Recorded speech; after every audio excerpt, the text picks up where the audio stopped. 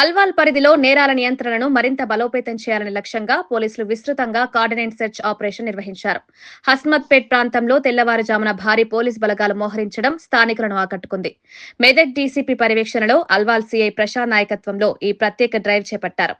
Detective inspector Thimmappa police సిబ్బందితో కలిసి అనుమానాస్పదంగా కనిపించిన ఇల్లు, అద్దె గదులు, యూనిట్లను పరిశీలించారు. నేర చరిత్ర ఉన్న వ్యక్తులు, అనుమానాస్పద కదలికలు కనిపించిన ప్రాంతాలను ప్రత్యేకంగా చెక్ చేయడం జరిగింది. మోటార్ వాహనాల పత్రాలు, ఐడీ ప్రూఫ్లు, అద్దె ఒప్పందాలు, నేరాల్లో ఉపయోగించే అవకాశం ఉన్న వస్తువులపై పోలీసులు దృష్టి సారించారు. 450 హౌసెస్ చెక్ చేసి 2500 పర్సన్స్ ని చెక్ చేయడం జరిగింది. అందులో మనకి మెజారిటీ అంటే మనకి అదర్ స్టేట్ వాళ్ళు కూడా ఎంతమంది ఉంటున్నారు, వాళ్ళ యొక్క ఏం చేస్తున్నారు అనే దాని మీద కూడా వెరిఫై చేయడం జరిగింది.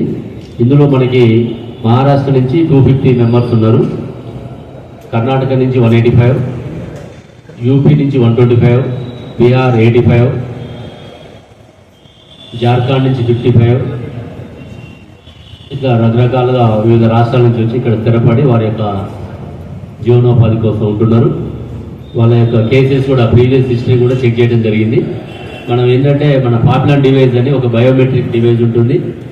నార్మల్గా కూడా మన వెహికల్ చెక్ చేసేటప్పుడు అనుమానితులు ఉంటే వాళ్ళ ఫింగర్ ప్రింట్స్ అక్కడ చెక్ చేసి ఇమీడియట్గా వాళ్ళ యొక్క పాత నేర చరిత్ర అందులో మనకు తెలుస్తుంది. అట్లే ఈ కార్డన్ సెర్చ్ ఆపరేషన్స్లో కూడా ఈ మిషన్స్ వాడడం జరుగుతుంది.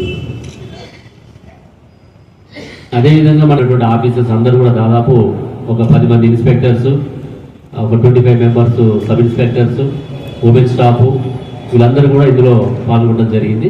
అంటే ఇది కూడా ఎందుకంటే ఈ కార్డన్ సెర్చ్ కూడా ఏంటంటే ప్రజలలో ఒక భద్రత, సేఫ్టీ, సెక్యూరిటీ కోసమే మనము చేయడం జరుగుతున్నది. ఎవరిని వాళ్ళు ఇబ్బంది పెట్టాలనే ఉద్దేశం కాదు. మన పక్కన కూడా ఎవరు ఉంటారు అనేది కూడా వాళ్ళకి కూడా తెలియదు. జనరల్గా ఎవరు బిజీలో వాళ్ళు ఉంటుంటారు. పక్కన వచ్చి ఎవరు వేరే స్టేట్ నుంచి వచ్చి కూడా సడన్గా ఒక 4-5 రోజులు ఉంటున్నారు, ఒక నేరం చేసి వెళ్ళిపోతున్నారు. ఆ పక్కన కూడా ఆ ఇల్లు ఎవరికి ఇస్తున్నారు, ఓనర్స్, తర్వాత టెనెంట్స్, ఇవన్నీ కూడా వెరిఫై చేయడము, వాళ్ళ యొక్క సేఫ్టీ, సెక్యూరిటీ గురించి యొక్క ఆపరేషన్ చేయడం జరిగింది. కాబట్టి ఇట్లాంటివి మనం కంటిన్యూ చేస్తుంటాం. ఎక్కడైతే మనకి ఎక్కువ ఫ్రీక్వెంట్గా కంప్లైంట్స్ వస్తుంటాయో, ఎక్కువ ఎక్కడైతే మనకి న్యూసెన్స్ కేసులు వస్తుంటాయో అక్కడ అలాంటి పాయింట్స్లో ఎక్కువ ఫోర్స్ పెట్టి మనం ఈ యొక్క ఆపరేషన్ చేయడం జరుగుతున్నది. భవిష్యత్తులో కూడా వీటిని కంటిన్యూ చేస్తుంటాం.